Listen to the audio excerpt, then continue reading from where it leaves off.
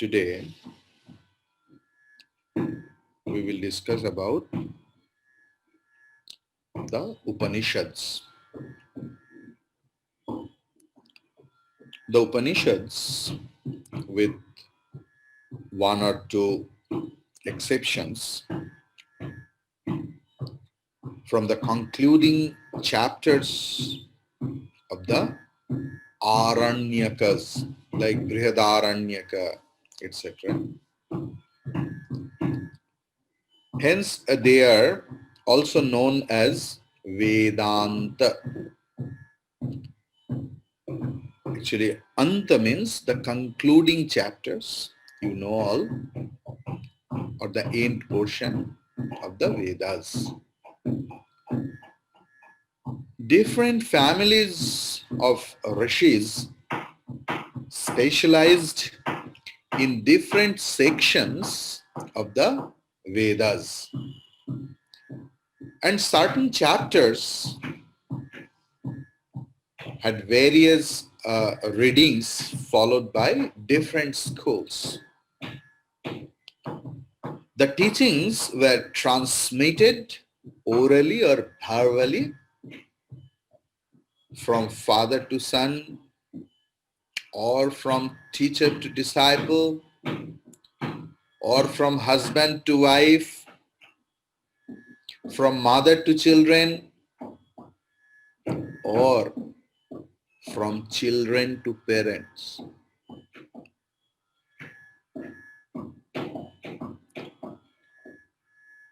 With the disappearance of the families who were their custodians, many sections of the Vedas and Upanishads together with their various readings disappeared. Not only that, after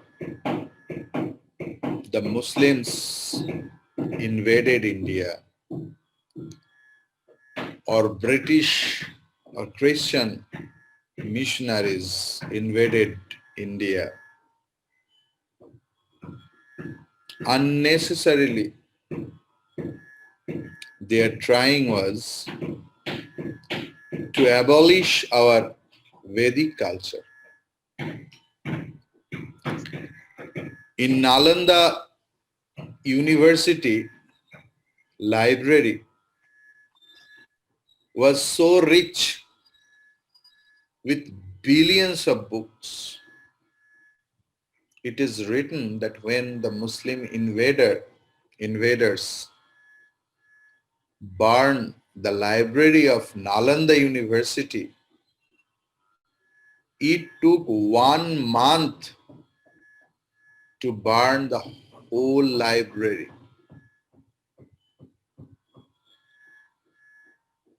Just think what was there. Nowadays we tell, oh, you are having so severe disease. Go for this hospital, that hospital, go to that chest specialist, cardiologist, eye specialist, several things. Before the British arrived in India, there was only Hariom, can we get this repairing afterwards, after half an hour? There's too much of disturbance coming. Repairing आवाज. Just wait for a few minutes.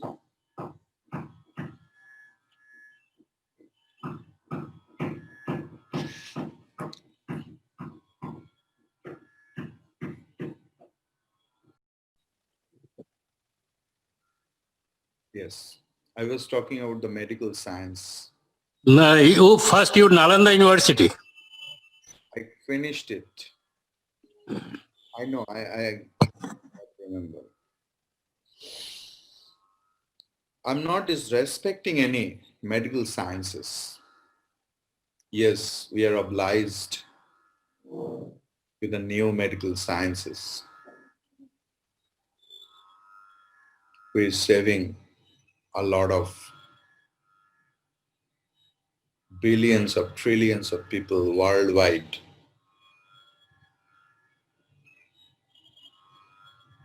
But beside that, it's a business also,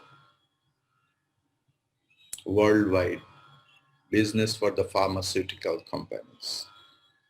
Now we say that, oh, for immediate relief, you go to chemical medicines or allopathy. And if you need slow things like hair falling, some boils,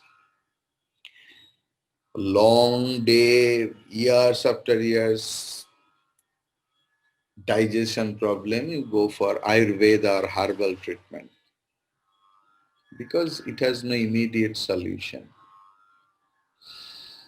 Actually, it is not. It is and it is not. From our prehistoric literature, we can know that how developed it was. Even the whole world, the Western world, the first world countries, so-called, who think that Indians are barbarians, when they did not know how to wear clothes, when the light of civilization didn't reach there, India discovered plastic surgery, eye operation, and many major operations to promote a business.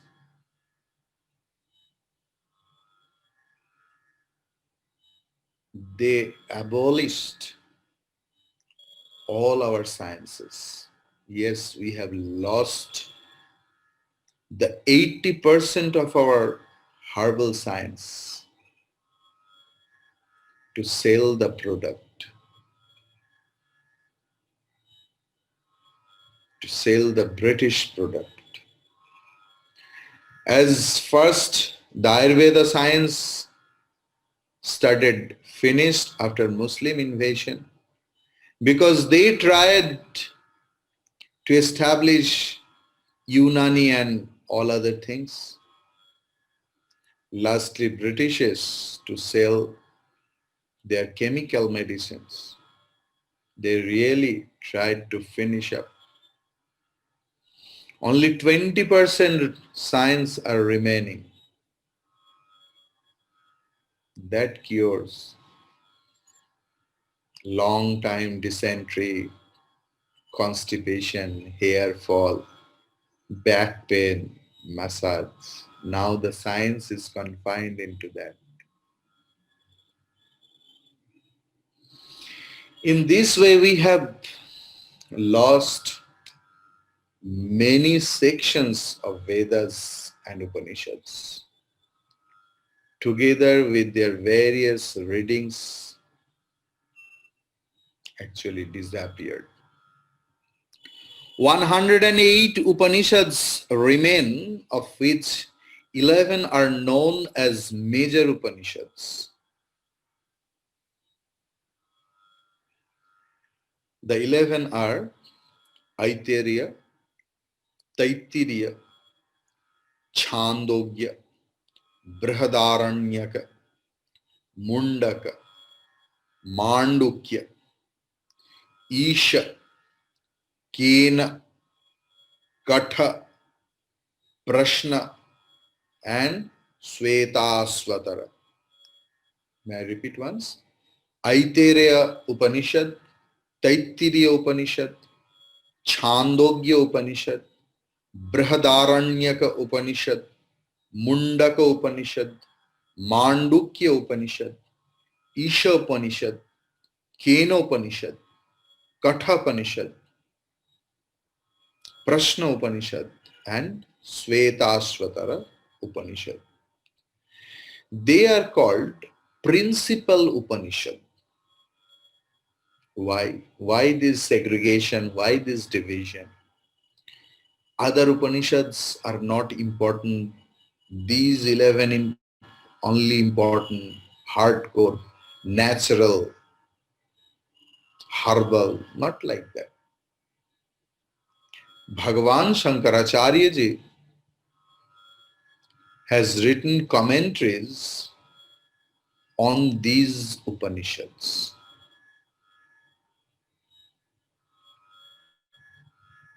That is why they are called principal Upanishads. Another logic is there that those Upanishads are mainly discussed in Brahma Sutra. And that is why Bhagavan has chosen to write commentaries. Bhagavan Shankaracharya ji has chosen those 11 Upanishads to write commentaries.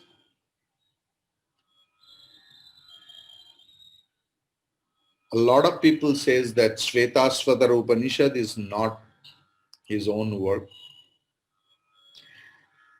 As we shall presently see, the Upanishads from the basis of Vedanta, though the philosophy itself was developed later. It was not philosophy first. It is apaurashya. It is the breathings of the Lord. Afterward, the philosophies are formed.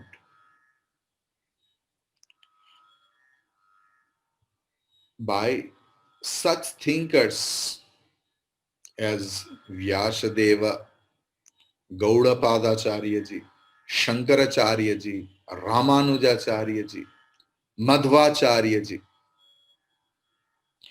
There are in the main three schools of Vedanta: the Advaita or non-dualistic, the Vishishta Advaita or qualified non-dualistic, and the Dvaita or dualistic.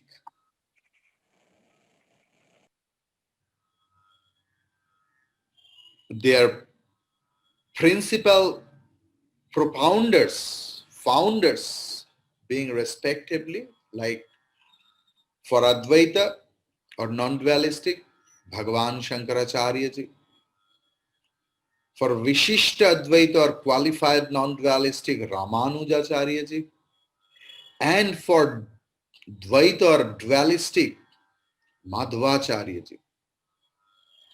Bhagavan Shankaracharya ji has written commentaries on the major Upanishads, though it is sometimes doubted if the commentary on the Svetashvatara Upanishad is his or not. Though Ramanuja himself wrote no commentaries on the Upanishads, several of his disciples and followers have done so. Madhvacharya ji has written commentaries on some of the major Upanishads. Then what is the meaning of the word Upanishad? In Kathopanishad, Shankar Bhashya, we got the definition. I will directly translate because at the time of Tattva Bodha, at the time of Kathopanishad, I explained and I told the definition, just translation this time. Etymologically, it signifies the wisdom which, when learned from upa means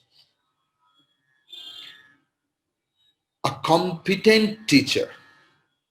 When learned from a competent teacher means upa, or samipa, near, sitting near, from a competent teacher. Ni means completely.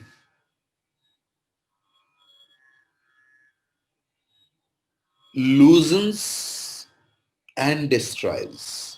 So ni means and shad. Actually sad. Sadilr is the main dhatu. By sandhi rule and everything else, sad becomes shad.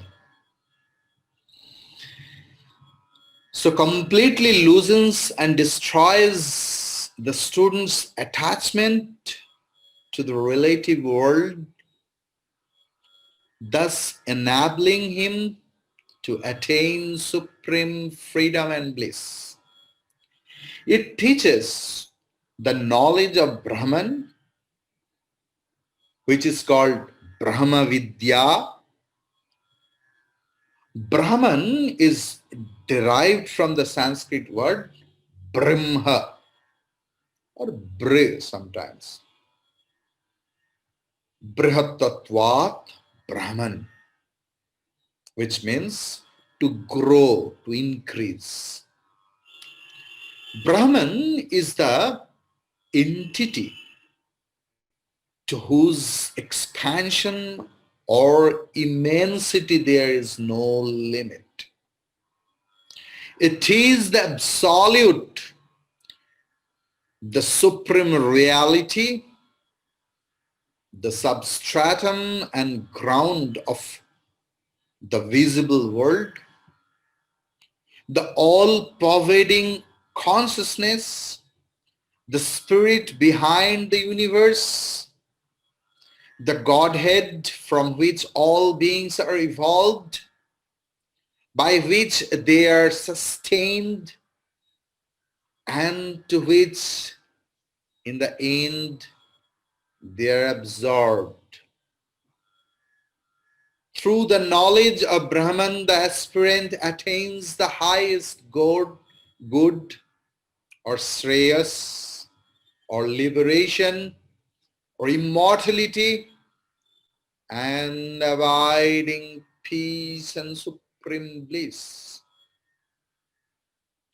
When the sadhaka or the aspirant cultivates this knowledge with diligence, love, humility, faith, and devotion, he is freed from the round of birth in the relative world,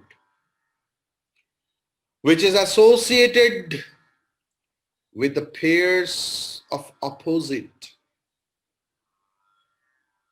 and also with disease, old age, death, and other forms of sufferings. The wisdom contained in the Upanishads is also called Atma Vidya, the knowledge of Atma or Atman or the self. Atma, which is inmost spirit in man, is of the nature of pure consciousness and according to the non-dualists identical with Brahman. That is the purport of Tattvamasi.